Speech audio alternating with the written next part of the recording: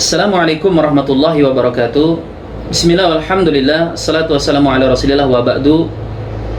Kita telah berada di bulan suci Ramadan, bulan yang penuh berkah, bulan penuh ampunan. Meskipun sekarang kita berada dalam kondisi yang penuh dengan keterbatasan karena ujian yang melanda masyarakat dunia hari ini, yaitu dengan mewabahnya virus COVID-19. Yang semoga Allah Subhanahu wa taala angkat musibah ini dan Allah ganti dengan ampunan dan rahmat kasih sayangnya. Berbicara tentang Ramadan ini sedikit dilematis bagi saya, karena saya yakin para pemirsa sekalian yang menyimak apa yang saya sampaikan di sini bukanlah orang yang bertemu Ramadan baru sekali dua kali, bahkan cuma belasan kali. Ketemu Ramadan mungkin sudah puluhan kali. Dan tentu berbicara di hadapan orang yang sudah berkali-kali terjun ke pertandingan Ramadan, ini harus hati-hati, karena saya berbicara di depan para ahli-ahli, para praktisi-praktisi yang bukan newbie lagi, bukan pendatang baru. Kita bukan mu'allaf seperti sebagian saudara kita yang mungkin masih euforia mereka terhadap Ramadan besar. Dan saya hanya hendak mengingatkan saja kepada para pendengar sekalian bahwa tidak semua atau tidak selamanya senioritas itu berbuah manis. Kadang pengalaman bisa jadi bumerang. Itu kenapa kemudian ulama sampai membuat satu kaidah yang bunyinya kasratul misas tumitul ihsas. Senioritas, banyaknya perjumpaan itu bisa memiliki efek mematikan sensitivitas. Contoh kaidah ini adalah misalnya ketika kita menggunakan parfum kita semprotkan ke badan kita, jas, gak terasa mungkin satu botol habis. Berapa lama parfum yang semerbak itu bertahan aromanya di hidung kita? 5 menit? 10 menit? Paling 20 menit. Setelah itu aromanya akan hilang. Bukan karena memang aromanya menguap, aromanya itu masih ada, tetapi hidung kita sudah kehilangan sensitivitasnya. Terbukti begitu kita ketemu sama teman kita, itu dia bisa komentar loh, wah ente hari ini kok harum betul kayak bau kuntilanak gitu. Seperti pernah lihat kuntilanak, dia komentar seperti itu. Kenapa seperti itu, ikhwas sekalian? Karena kita yang sudah kehilangan sensitivitas berbeda keadaan dengan teman kita yang baru mencium aroma parfum kita tersebut. Atau contoh yang sering terjadi di lingkungan Kota Bontang misalnya, karyawan-karyawan pupuk Kaltim itu mereka sudah sangat terbiasa dengan bau amonia yang menyengat itu. Kami para ustadz-ustadz yang biasa mengisi pengajian di musola pemeliharaan di pabrik, itu kadang sampai pusing mencium aroma amonia ya. Bahkan saya itu pernah sampai muntah-muntah. Tapi rata-rata jemaah yang ada di situ tenang, adem, ayem, kalem. Ketika saya tanya, Pak, memang nggak pusing nih tiap hari mencium aroma menyengat seperti ini? Saya aja yang baru mencium sekali atau dua kali sudah rasanya berat sekali. Apa kata beliau? Oh, kami ini Ustadz, kalau sudah kerja di sini bertahun-tahun, jangankan bau kayak begini ya, ada orang buang angin aja udah nggak ribut lagi. Kenapa terjadi? Kaidah berlaku kasratul misas tumitul ihsas. Demikian juga kami, pengalaman para mahasiswa Timur Tengah ketika kami dahulu membimbing jemaah haji dan umrah, itu punya pengalaman-pengalaman yang unik ya. Di antaranya jemaah-jemaah haji atau umrah yang pertama kali menjejakkan kakinya ke tanah suci itu rata-rata nangis ya. Bahkan tidak sedikit di hari pertama tidak mau diajak pulang. Ayo Pak pulang, nanti masuk angin. Enggak usah, saya di sini aja mau iktikaf. Dosa saya banyak Ustadz, saya ingin diampuni oleh Allah, saya mau banyak zikir. Itu hari pertama. Di hari selanjutnya sudah bisa kita bujuk ajak pulang. Hari-hari berikutnya mulai berimbang antara aktivitas di masjid dengan lamanya di hotel. Hari-hari mendekati kepulangan justru susah diajak ke masjid. Adzan berkumandang itu masih keluyur kemana-mana. Kita cari, ternyata ketemunya di Pasar Seng, jadi Tower Zam-Zam. Ngapain? Belanja oleh-oleh ya. Ayo Pak, kita sholat ke masjid, udah mau qomat ini. Ntar Ustaz, nanggung nih hadiahnya, oleh-olehnya belum komplit dikumpulin.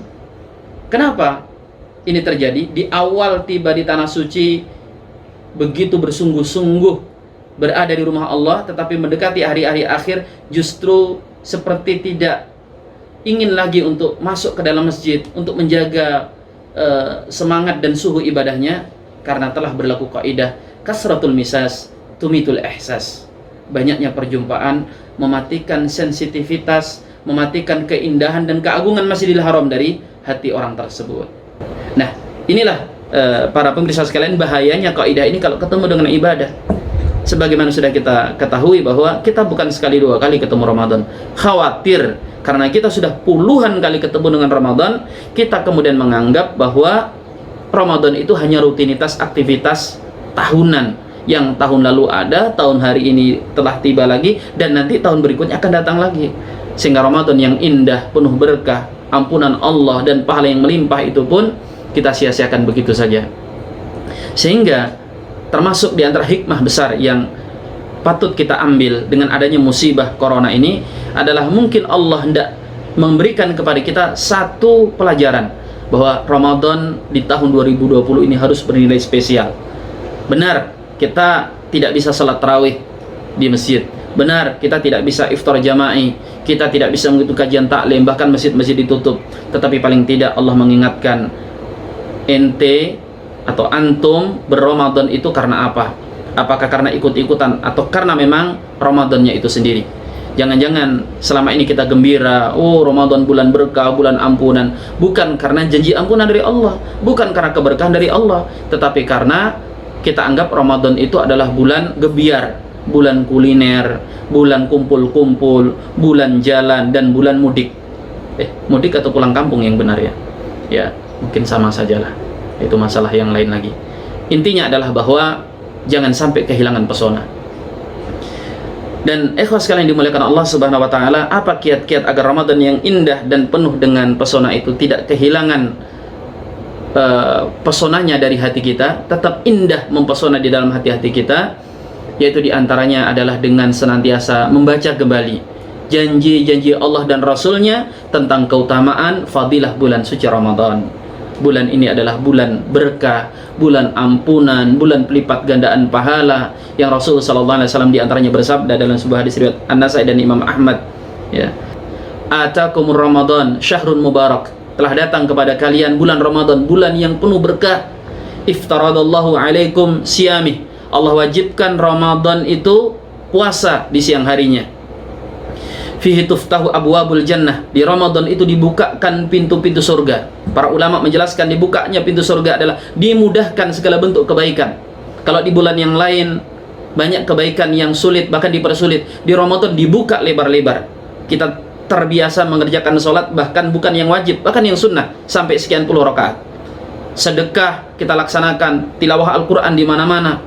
Kemudian apa kata Rasulullah SAW? Wa tughlaqu fihi abwabul jahim, ditutup rapat-rapat pintu neraka. Maknanya adalah, kata para ulama, dipersulit segala bentuk maksiat.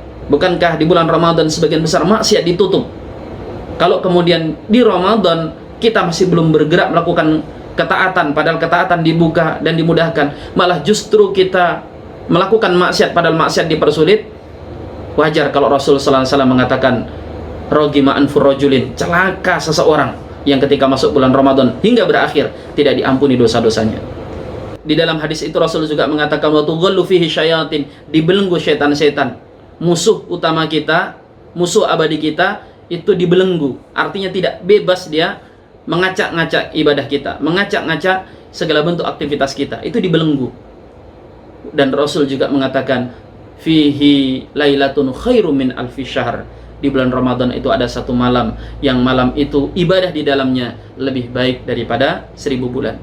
Ini adalah hadis yang harus kita ulang-ulang, kita kaji, kita pelajari agar Ramadan senantiasa indah, berseri, cemerlang, tidak hilang pesonanya dari hati-hati kita. Dan masih banyak kiat-kiat yang lain, tetapi semoga yang sedikit bermanfaat. Hadanalaikum ajma'in. Assalamualaikum warahmatullahi wabarakatuh.